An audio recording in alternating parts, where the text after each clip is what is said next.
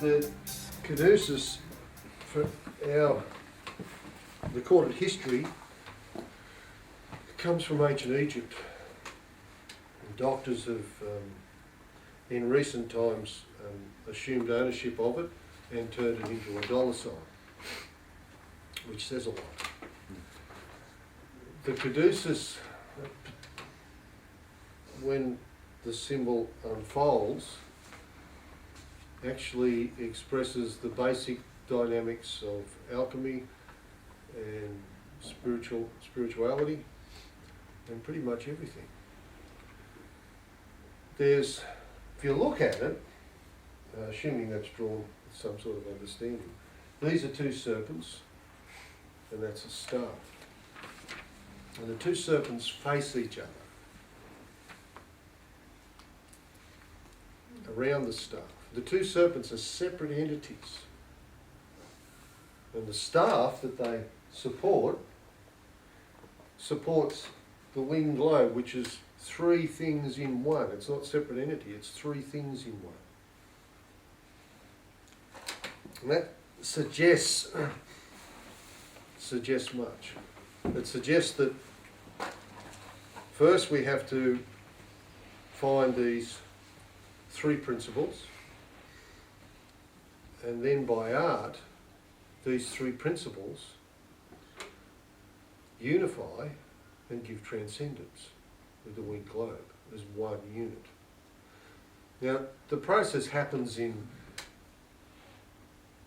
some degree in every aspect of nature. You know, that man and woman come together as two opposites, they unify, and potentially that unity can elevate their consciousness. But between that potentiality and the actuality is an awful lot of work. In alchemy, you guys know anything of alchemy? Mm-hmm. Good. Now if I get off into some strange language at times that you don't understand, just pull me up.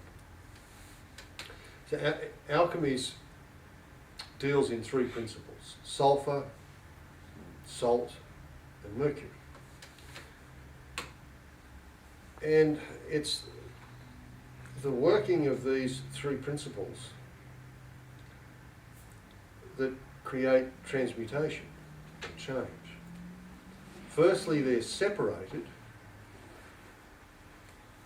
and they're worked with, and when they're perfected, they're unified. These three principles are unified. And when they're unified, the work takes on spiritual significance. So to put that in perspective, let's say we've got a herb called peppermint, and we want to make an alchemic tincture of the herb peppermint. First we gather the herb, and then we have to extract the sulfur and the mercury. Now the sulfur is an oily substance. The mercury is, we'll call it the essence, the green stuff that's in the leaves. And when we've extracted those, and there's a couple of ways of doing it. I use a thing called a soxhlet, where we use another mercury, which is an alcohol, to extract the sulfur and the salt, or the essence, colour and all that stuff out of the plant. And once they're extracted, they're already purified. We don't really need to do any work with those. But what's left is the leaf matter, and it's white and doesn't contain anything. And that's where all the work is. That's got to be turned to salt. So what happens is it's set on fire until there's nothing that'll burn. Then it goes through a series of burnings under a Bunsen burner or in an oven till there's absolutely nothing that'll burn. And then sometimes it's washed, and that's evaporated, and then it's burnt again until you end up with this fine salt. And when the salt's perfected, there's a marriage that takes place, and that goes back into the essence that's been extracted. And those three principles create an alchemic medicine. A prepared alchemic medicine is far beyond anything that you can buy in a shop, like a herbal tincture or something. There's no comparison.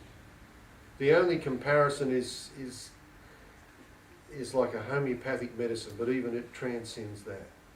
They have incredible capacity to heal and affect consciousness. And there's various formulas in alchemy that affect consciousness. Spiritual alchemy utilises the same basic principles. And what the alchemists do is they learn in their laboratory processes of nature. And then if they're smart, they'll take those processes and apply them to their own lives. If the process appears to be sound in laboratory and they apply it in life and it's sound, they've discovered a law. They've discovered something. Does that make sense?